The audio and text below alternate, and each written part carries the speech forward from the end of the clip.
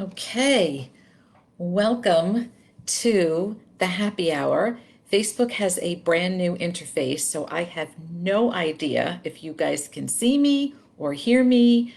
I just realized it's a brand new thing today. I have a few people watching, so thank you for coming on in. But like I said, hopefully you can hear me and there you go. Okay. Thank you, Michelle and Emma and Alexa. I am wearing my swag. See that? So those are our biggest fans, Emma and Alexa and Michelle. So thank you all for being here.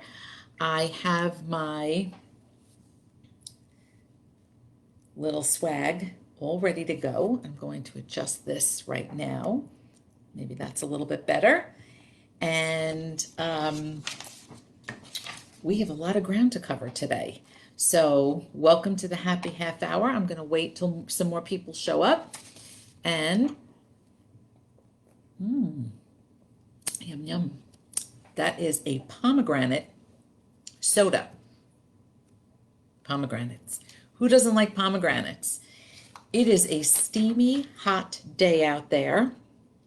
I will try very hard to keep this to at least 35 or 40 minutes because, it's nice and people want to go outside. So to all our Merrick Library patrons, thank you for joining me. Thank you for all of your support. Merrick Library patrons are amazing. You guys rock. We love you. We miss you. And I hope you guys are staying safe, wearing your masks. And if you're outside doing activities, make sure you're careful. And I know there's some outdoor lunch seating and dinner seating, so just be careful. So welcome to the Merrick Library Happy Half Hour. I am here today with my crazy humid hair. Nothing has changed since last week. Our tiger friend is here as always. Hooray! So, what do we want to talk about today? Summer reading has kicked off, so you will definitely want to take advantage of that if you are a Merrick Library patron. But it's also North Belmore, North Merrick, and Belmore. So you guys can sign up and get in on all the fun. That's right there. I don't know if you can see it. Go right to the website and you can participate. It's great. Register your book. You get some really fun prizes. All good. The other thing is you can use this book discussion book for it counts as one of your reads. So if you're going to be here July 1st on the Zoom discussion, definitely use that, register that book as part of your summer reading. And again, you get all kinds of really fun prizes, and who doesn't want fun prizes? I like fun prizes. If you're just joining me, welcome to the Merrick Library Happy Half Hour. I have a pomegranate soda today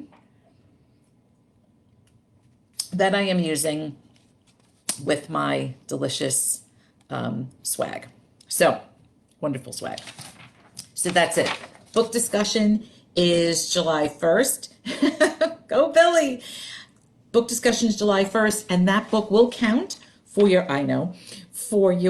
summer reading choice, which is also amazing. And if you're looking for something to read that will count as part of your summer reading list, and you can add all those titles, go to our Pinterest page. Michelle is one of our staff members, and she created this incredible Pinterest page. It is curated. It's got all the librarian choices, picks. She just set up recently all the picks for my podcast, so you can read those books as well. It's got everything on there. So if you're looking for something specific for anybody in your family, just like the summer reading from ages 0 through 18 plus, I'm in that category, 18 plus, you can check all this stuff out on our Pinterest page, which is amazing. So that should set you up for summer reading. Yay! And today we had a brand new Billy's Boredom Buster, which was, I cannot remember right now, so Billy will have to text me and let me know what it was. But it'll come to me in a second. And I haven't even gotten that far into my soda. Hi, Mary Jean.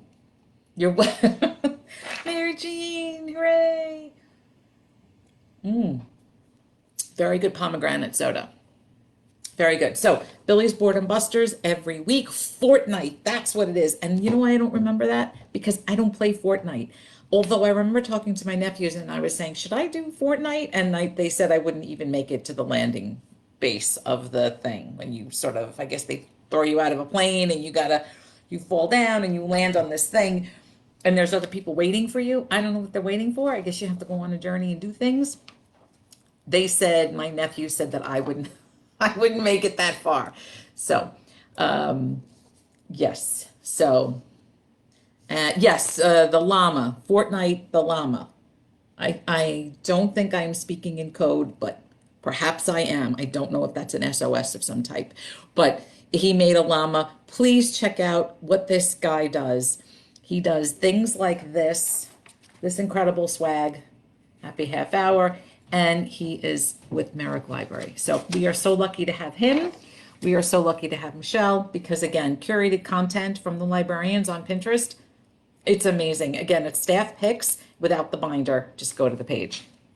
So if you're looking for things to read for summer reading, go there. Then check it out on Hoopla. She also has a bunch of Hoopla stuff too.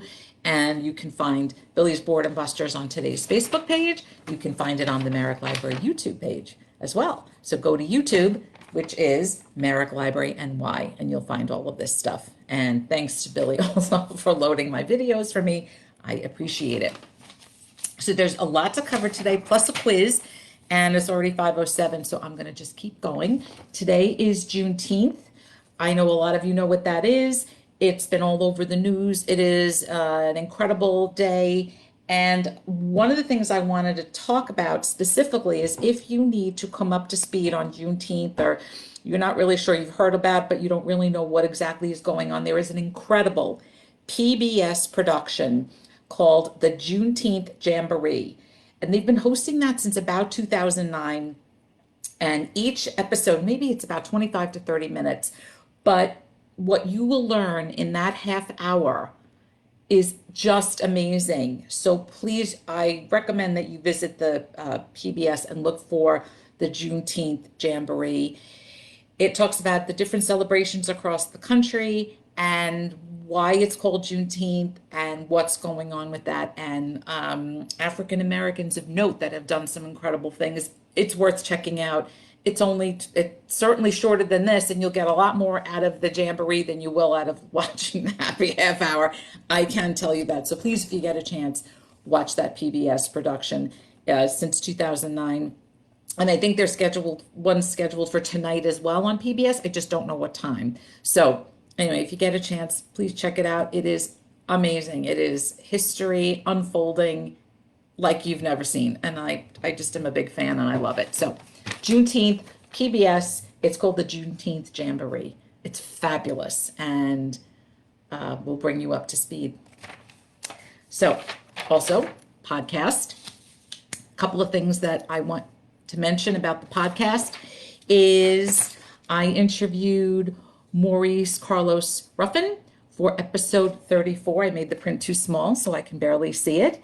And he wrote this book called We Cast a Shadow. And so it's a speculative fiction type story. You know how into those things that I am, a speculative fiction, sci-fi, and a little bit of fantasy. So if you liked Get Out, if you read Paul Beatty's The Sellout, it is about a father who will do anything to protect his son, even if it means doing something that you could not imagine ever doing. So how far would you go to protect your child? You know, how far do you push your parenting? It's worth reading and it's worth listening to the podcast. He was just a terrific guest. The other thing I wanted to mention is the lesson. We talked about this last week. I had interviewed Cadwell, and this will be on episode 41. And this is sort of All Souls. It's a science fiction story, but it's about colonialism in the Virgin Islands. Spaceship lands and something happens to the Virgin Islands, and it's wonderful. So this is coming up on episode 41. Don't miss that. So today's quiz, for those of you who are here, I will get to that in just one second. We've had a tough year. pandemic,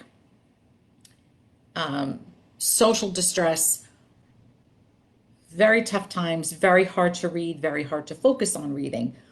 But when I finally broke out of that with two books that really helped me do that. And one of the books, I mentioned it, I think a few episodes ago, is called Deacon King Kong by James McBride.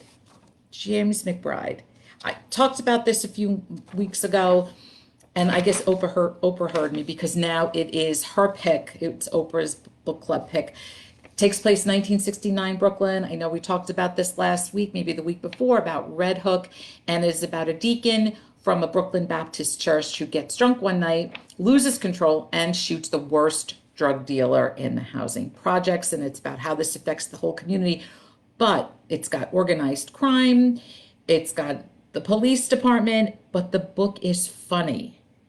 And McBride himself says that Deacon King Kong is supposed to make you smile and believe in the goodness of the human spirit.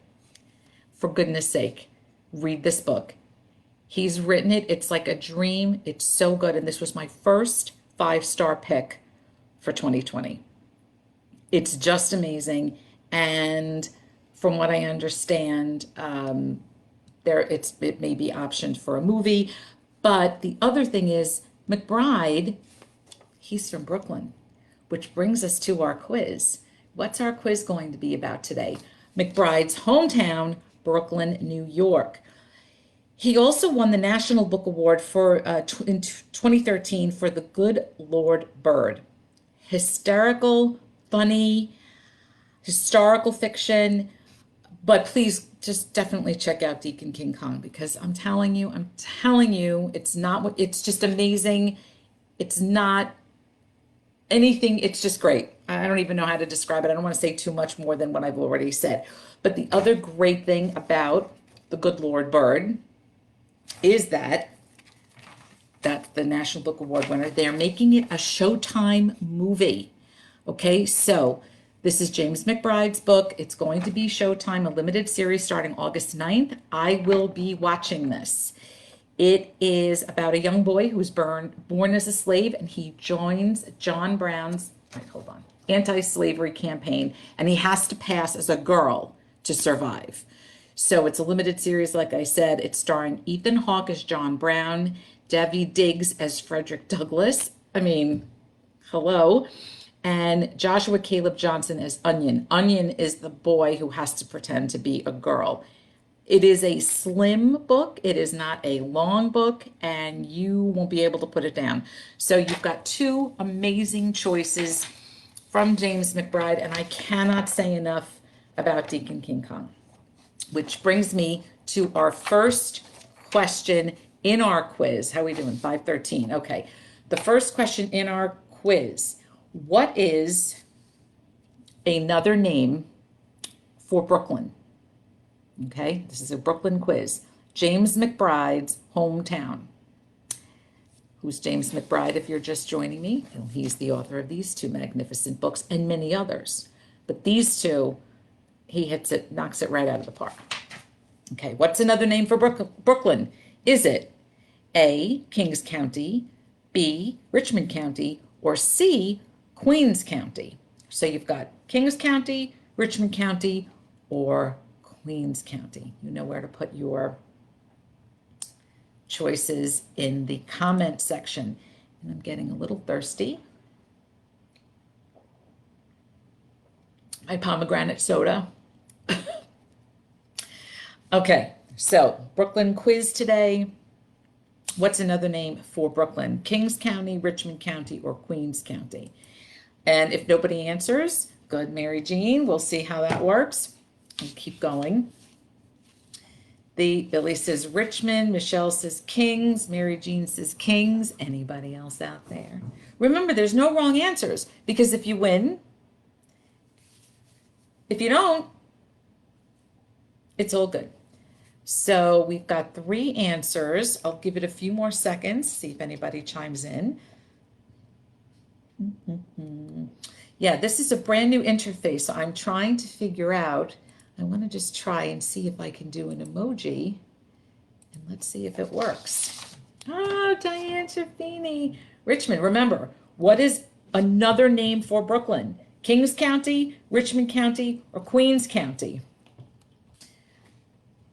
The answer is, for those of you playing at home, which could be my dad, I don't know, he might be watching, I can't tell. The answer is Kings County. Well, of course it's Kings County. Why wouldn't we be Kings? We're Kings. Come on, it's Brooklyn. Why wouldn't James McBride live in Kings County? Of course it's Kings. So for those of you,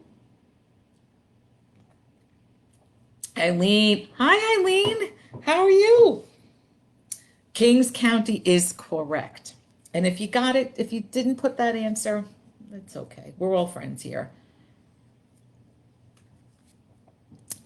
Kings County is correct. Somebody else got it. Michelle got it. Mary Jean got it. All right. The next question is, what body of water does the Brooklyn Bridge span? Brooklyn Bridge goes over a body of water. Does it span Jamaica Bay, the Harlem River, or the East River? Just want to make sure I check off that question. Brooklyn Bridge goes over a body of water. Is it the Jamaica Bay? Is it the Harlem River? Or is it the East River? So we'll leave that there and you guys can choose. So we're talking about James McBride. We're talking about Brooklyn.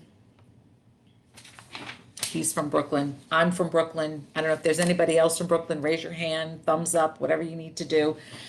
So that was my first 5-star pick, the Deacon King Kong. Okay, that was my first pick, first 5-star read of 2020. Amazing. And then I sort of got the creative juices going and I read the Bill Clegg book, which is coming out in September, I think. Also, 5-star read. So I feel like Deacon King Kong helped me get back into the swing of things. And let's see here. East River. Eileen says East River. Eileen. So the next 5-star read, Michelle says Jamaica Bay. The next 5-star read I must tell you about, and if you cannot get Deacon King Kong, I must insist that you read The Vanishing Half by Britt Bennett. And I mean, I insist. This was an instant #1 New York Times bestseller. It is a Good Morning America book club pick. It is from the New York Times bestselling author of The Mothers. And if you haven't read that, holy cow, go back and read that. I'm giving you all these readers advisory things for Lita. Hello, honey.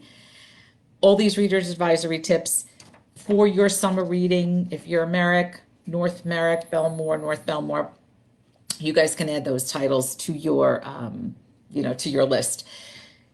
She wrote The Mothers, which was just unbelievable, but now she comes to us with this stunning new novel, The Vanishing Half, about twin sisters that were inseparable as children, as most sisters are.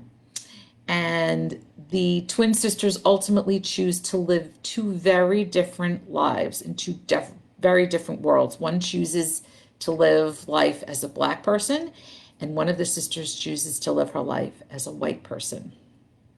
And I am telling you, you will not believe this book. She writes, it's just great. Listen, it's not often that I am speechless, but between The Vanishing Half and Deacon King Kong, I'm not giving you bad choices here. Not giving you bad choices. Eileen says she loved The Mothers. Oh my gosh, I know, right? What the heck? What a book. So if you go online anywhere to look up Britt Bennett, you can see some interviews with her. She's amazing. She's fabulous. And I will now we'll come back to this in a second. But we're looking at what body of water does the Brooklyn Bridge span? Jamaica Bay, Harlem River, or East River? And the answer is the East River. So Eileen, are you from Brooklyn or like a New York City girl or something going on there? I'm curious. So let us know in the comments. And also, as always, let me know what you're reading so that we can share titles with each other. That would be a wonderful thing. Okay, so the answer is East River. So Mary Jean, Eileen, Lita, and if you're playing along at home, no matter what your answer is, cheers. Here's my swag. Oh, that is very good pomegranate soda. Okay, Brooklynites, here we go. You ready?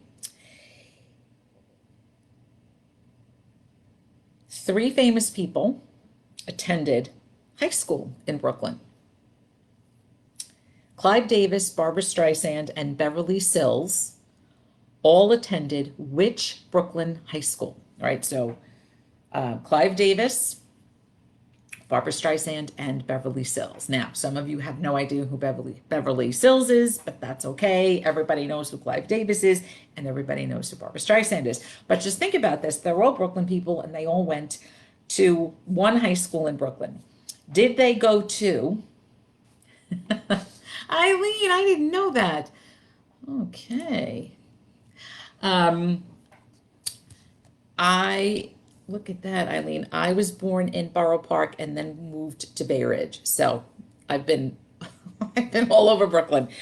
But yes, in fact, Eileen, I was born in Bay Ridge Hospital, which I don't think exists anymore.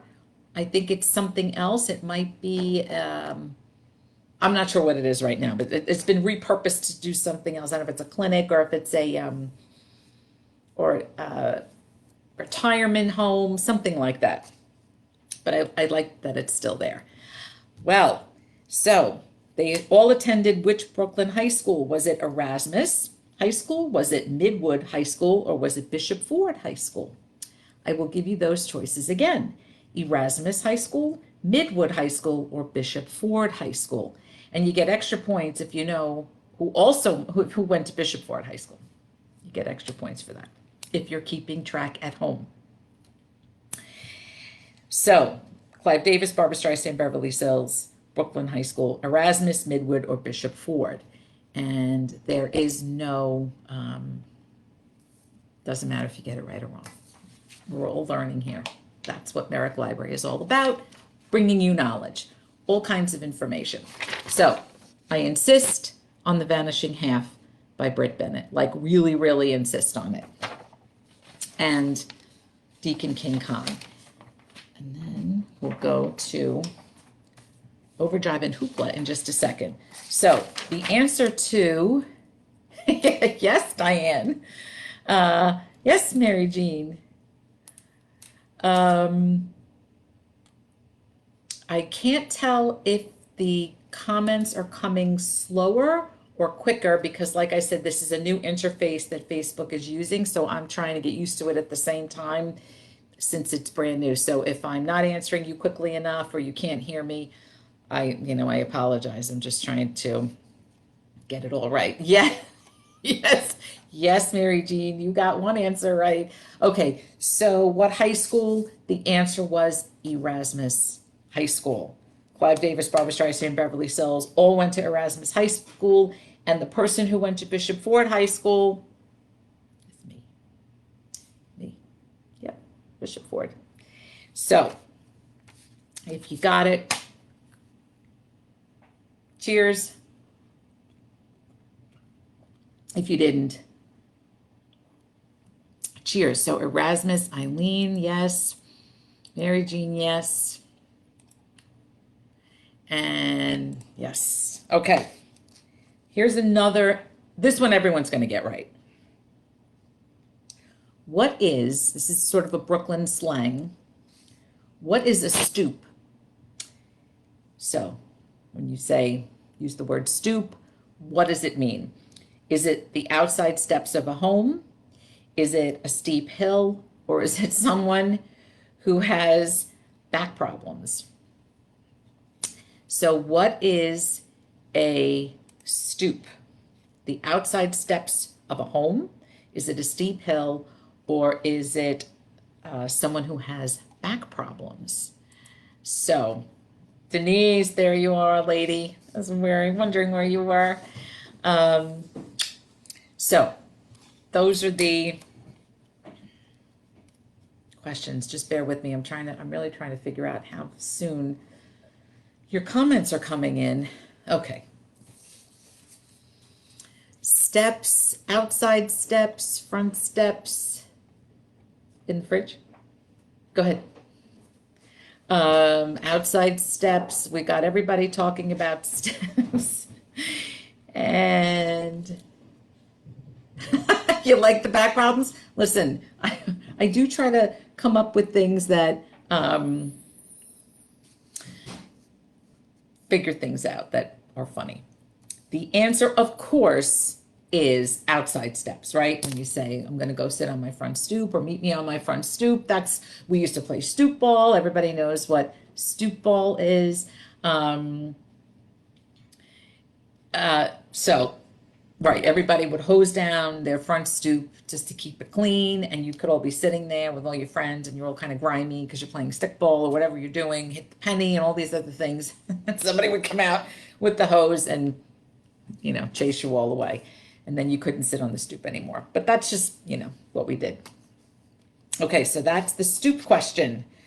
I like this one. And as a matter of fact, I answered too quickly and got it wrong. How many bridges does Brooklyn have?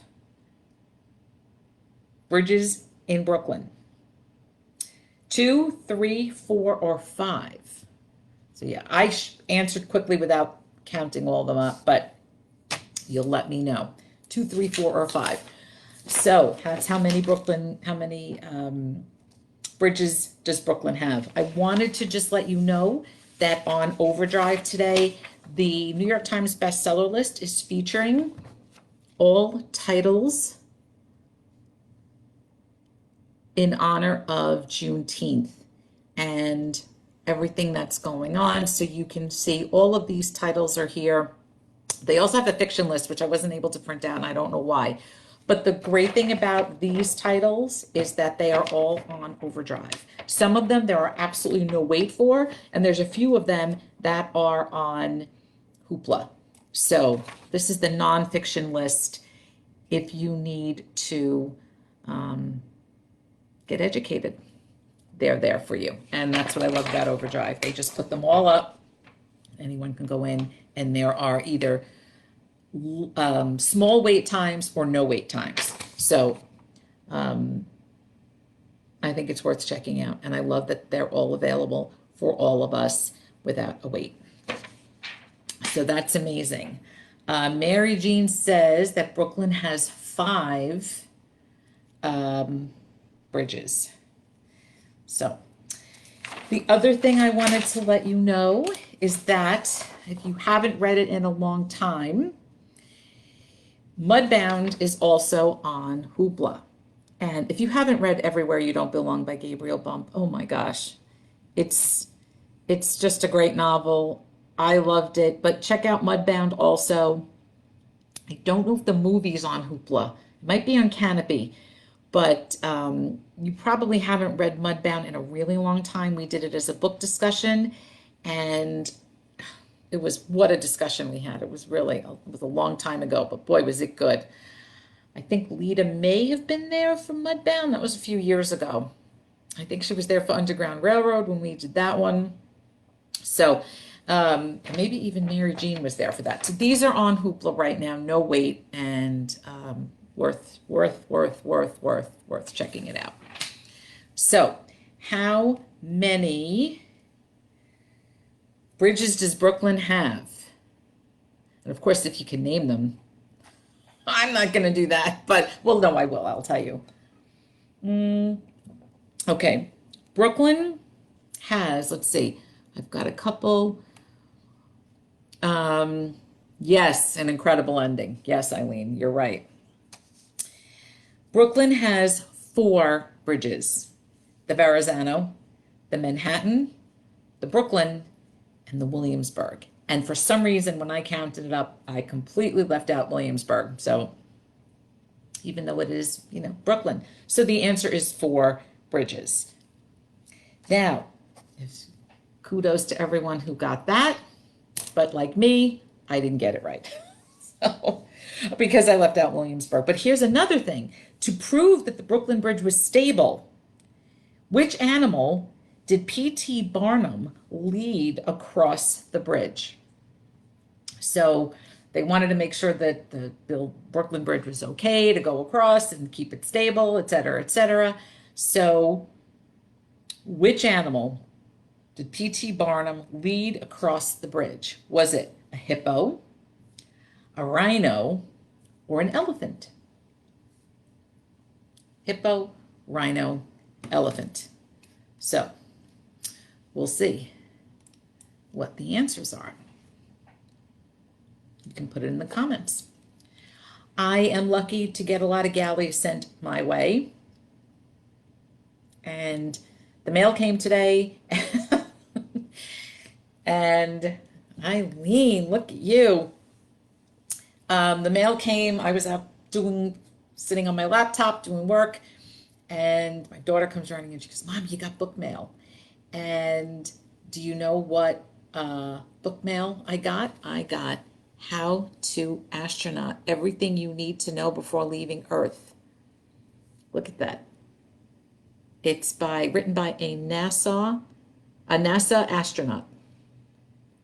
Go ahead and try to say NASA astronaut 3 times really fast. You can't do it. Trust me, I keep trying and I keep failing. And that is not because of my pomegranate soda, despite what you might think. Okay, so it's an insider's guide, everything you need to know. There's some pictures in here, how to prepare, the glamour of space travel. It's not so glamorous, going to the bathroom in space, probably not the most fun. I don't know. These are things that plus I'm too old. They wouldn't let me go anyway. And I hear that the meals he has this chapter on space station cuisine. Yes, Lita, the East River was the body of water that the Brooklyn Bridge, yes, the East River. But the answer to the question is, look at that. Everybody got it. The elephant. And it was Dumbo. I believe that was the name of the elephant. So, yes, Eileen, it is right up my alley. So I had to remember that I was working and put the book down after I got to this chapter called The Vomit Comet, the first taste of weightlessness. I would like to try weightlessness because I don't know, I feel very grounded these days. Jumping is probably not something I can do, and I feel like I'm not weightless at all. I don't know about the rest of you, but that's the challenge for me. So yes, I stopped right here because I thought, well, that's something to look forward to. How to be weightless. Perhaps not today. So, the animal that P.T. Barnum led across, yes, the elephant, and I believe his name was Dumbo. Now, here's my favorite question out of all of these quiz questions. The highest point in Brooklyn is how many feet above sea level? I'm very bad at this kind of question because I can't really judge feet and height. And, I'm very friendly with Billy. I could not tell you how tall he is. To me, he looks like he's 6'6", 6'8". No, maybe not 6'8", but I couldn't tell you. Even though I'm 5'3", I feel like I'm 5'8", but I guess I'm not. So I have trouble with this kind of question. The highest point in Brooklyn is how many feet above sea level? Is it 100 feet above sea level, 150 feet above sea level, or 200 feet above sea level? Highest point in Brooklyn is how many feet above sea level? 100 feet, 150 feet, 200 feet. Yes, Billy. I'm sure. In my mind, I'm very close to your height. I feel like when I look up at you, I feel like I'm looking you right in the eye.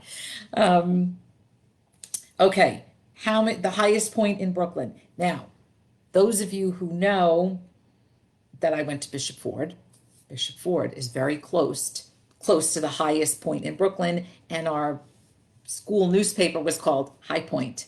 So there you go, a little more Carol trivia. There may be a quiz, so pay attention. Okay, Denise says, Denise says 250, 100 feet, 150, 200, oh, or 300. So I'm changing things up. Sorry about that. 150, 100, 150, 200, or 350 feet. So 300 feet. So pick one of those and we'll see. Oh, Lita, you did. We may do that in September. We may do the Bookwoman of Troublesome Creek. So we'll see. Hopefully that'll be a September book. Next week,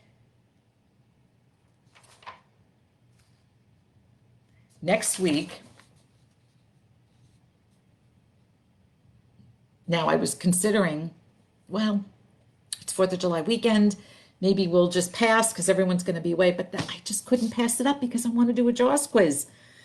So next week, if you're around, we will do a JAWS quiz. And if I don't get a lot of people, because you're all doing your thing for 4th of July, I'll just do it the following weekend. But while we're doing the JAWS quiz, I want you to tell me what book scared the shark out of you. And you can do that next week. So have your scary books ready and we can talk about those. And it can be a monster book. It can be, a murder mystery. It can be anything. Like I'm thinking of that movie with Leonardo DiCaprio, where he goes on the island. He's a cop, and he goes to the insane asylum on the island, and the name just went right out of my head. Anyway, if that book scared you, thank you, Shutter Island. See audience participation. Thank you, Andy. So you can put anything that's like that there. So tell me what books scared you on July 3rd. So there's that to look forward to. Lita, I lived in Brooklyn until I was 8 years old before moving to Bayside. So Eileen's is 150 feet. We'll take Denise's is close to 200. You can change your answer, Denise, if you want, because we still have time. We still have time. So, and then I'll recap everything after I do the next question. Highest point in Brooklyn, Lita, yes, Erasmus was the high school. I'm wondering if there is a delay. Maybe there's a delay. I don't know. Hard to tell. I'll figure it out. Learning as I go. So don't forget on Hoopla, these two books, Mudbound, will knock you out of the park. It's so good, and that ending. And then Everywhere You Don't Belong, terrific.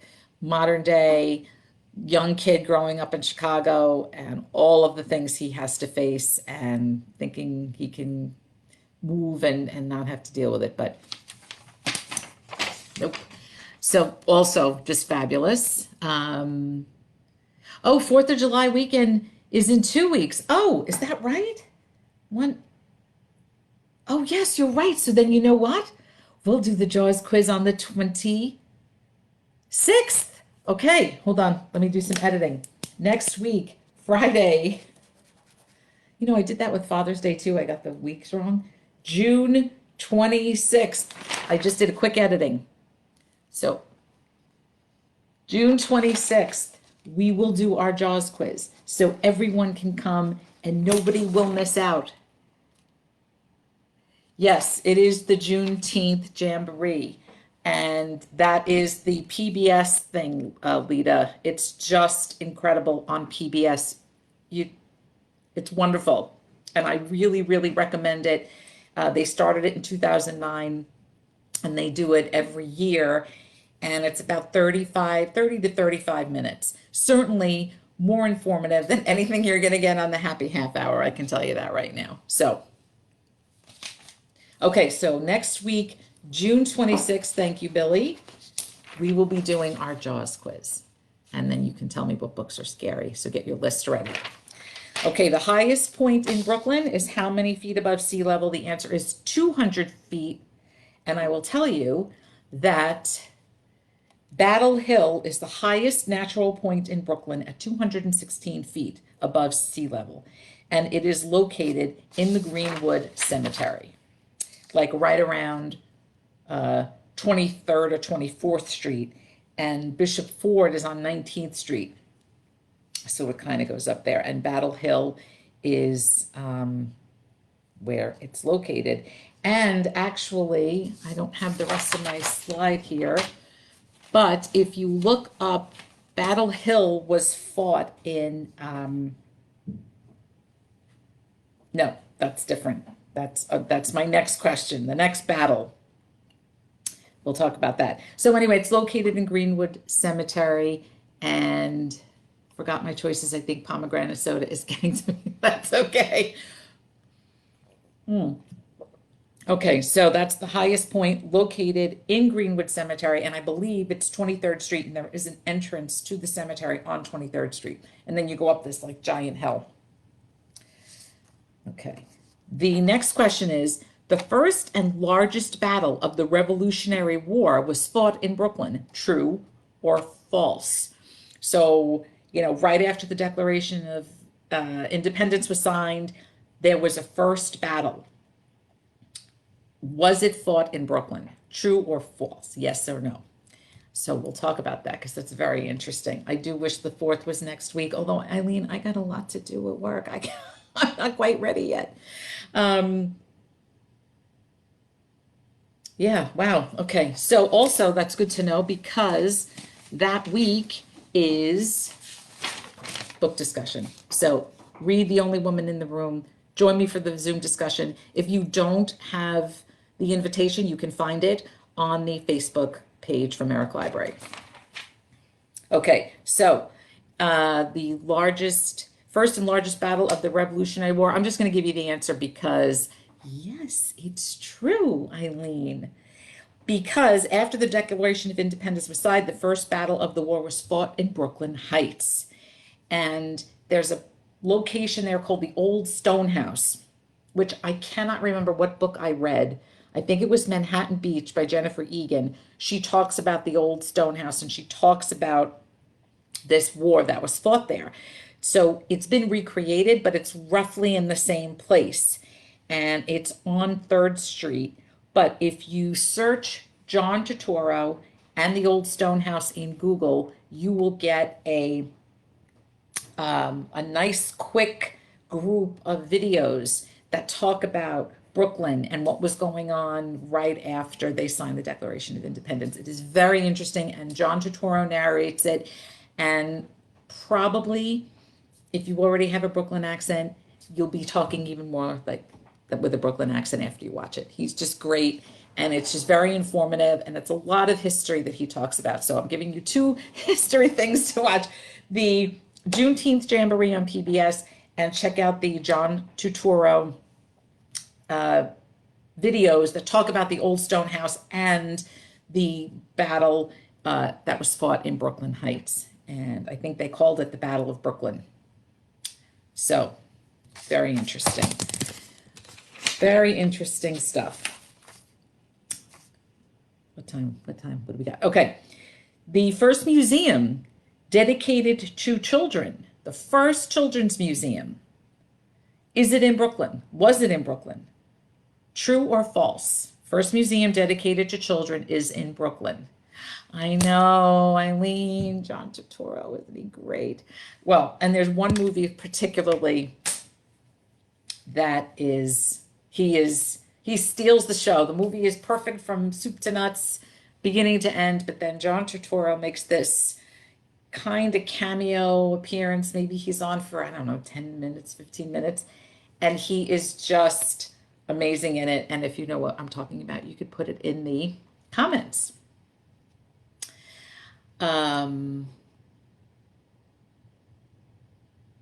Children's Museum. The first museum dedicated to Children's Museum in Brooklyn. Yes or no? True or false? Eileen says true. And the answer is true. The Brooklyn Children's Museum opened in 1899. Now, when my father took me back then, but some days I feel like it. Some days I do. Yes, Mary Jean, on Eastern Parkway. And of course, for those, Eileen, you know, I'm thinking about John Turturro in The Big Lebowski. He just is so funny in that movie and he cracks me up. But yes, on Eastern Parkway, the Brooklyn Children's Museum. And I took my kids, God, years ago when they had the Tutankhamun exhibit. And it was just, it was great. And the beautiful museum and the parking lot is, everything is just great about it. So that's that. And then we have, what time is it? Okay, I'm going to give you one more question and then we'll move on and say goodbye. And first, let me do this. Delish. Okay, last question. Frederick Law Olmsted was the designer of Central Park. And he also designed which Brooklyn park? Did he design Fort Greene Park? Did he design Prospect Park? Or did he design Owl's Head Park?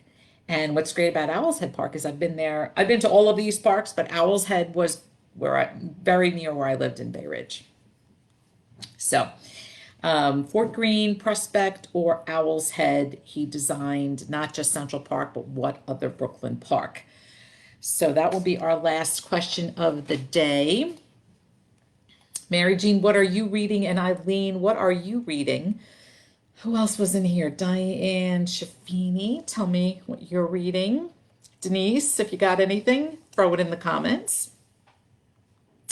I think there's a setting on here. Current moderation is not set. Only comments over 100 characters will be shown. Yeah, I got to figure it out. But I'll do that at another time. You'll probably see me on at like 11 o'clock at night thinking no one's watching. And then all of a sudden there's my face in my pajamas. Nobody wants that. So let's see. Yes, Eileen, the answer is Prospect Park. So Owl's Head was like on 69th Street right by the pier and right near Shore Road, and the parkway is over there, and it was pretty great. My sister and I used to go down there all the time when we lived in Bay Ridge. It was pretty fabulous. So I'm about to sign off because I don't want to keep you guys any longer. Oh, Eileen, you're reading The Guest List by Lucy Foley. It's supposed to be amazing. I have not read that yet. So let me know what you think. Mary Jean, Girl in Translation. Oh my gosh, I love that book. Loved it, loved it. Jean Kwok is just aces. She was so great when she was on our Facebook Live with her. We have over 1,700 views for that video that we did together. She is the bee's knees, that one. So just to quickly recap. Okay, I'm going to put the tiger away. Just to quickly recap, please don't miss Deacon King Kong. You must. You've got to look at The Vanishing Half. It's amazing. And James McBride, Brooklyn Zone, which is why we did the Brooklyn quiz today, is from Brooklyn, James McBride. He wrote also the National Book Award winner for 2013, The Good Lord Bird, and it's going to be a Showtime limited series. I am all over this.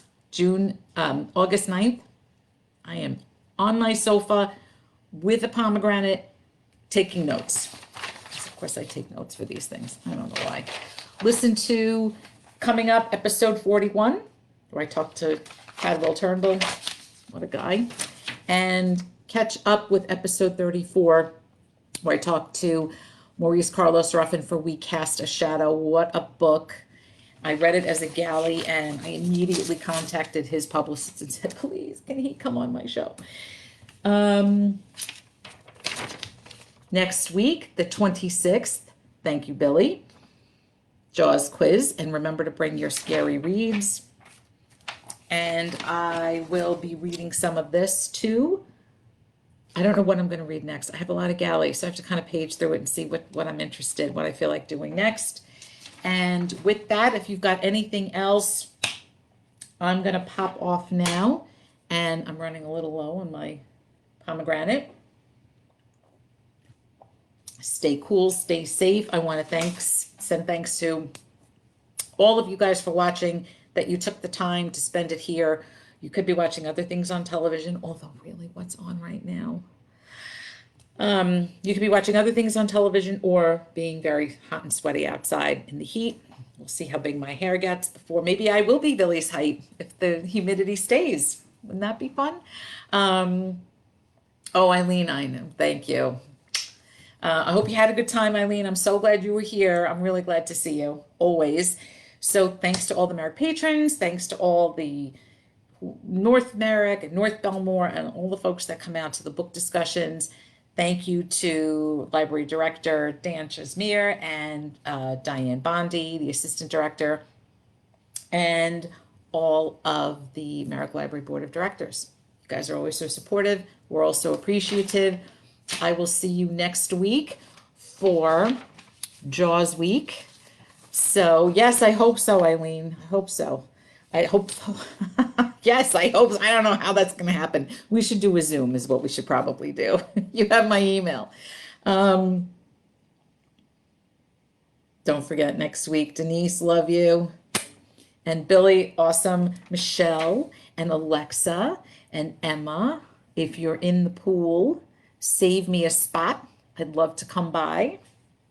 Social distance swimming. Who else? Mary Jean, love you. Thanks for being here. You guys are all great. Diane, Lita, love you, Lita. Love, love, love that lady. Who else am I missing?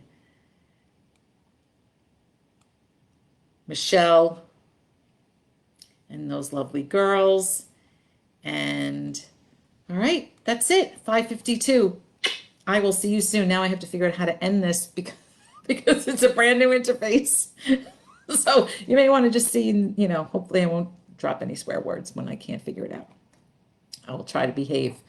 All right. Love you guys, and I will see you next week.